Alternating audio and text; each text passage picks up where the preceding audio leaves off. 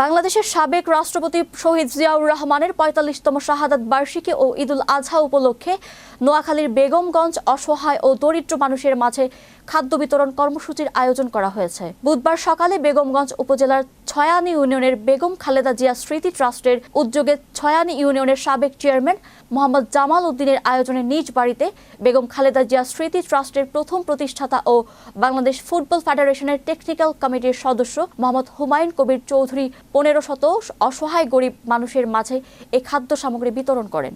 এই সময় আরও উপস্থিত ছিলেন ইউনিয়ন বিএনপির সাবেক সভাপতি মোহাম্মদ কামাল উদ্দিন সহ বিএনপির বিভিন্ন অঙ্গ সংগঠনের নেতৃবৃন্দরা।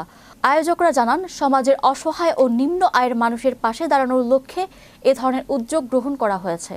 তিনি আরও বলেন, শহীদ প্রেসিডেন্ট জিয়াউর রহমান ও বেগম খালেদা জিয়ার দলের জন্য নিবেদিত হয়ে থাকবেন বলে জানান।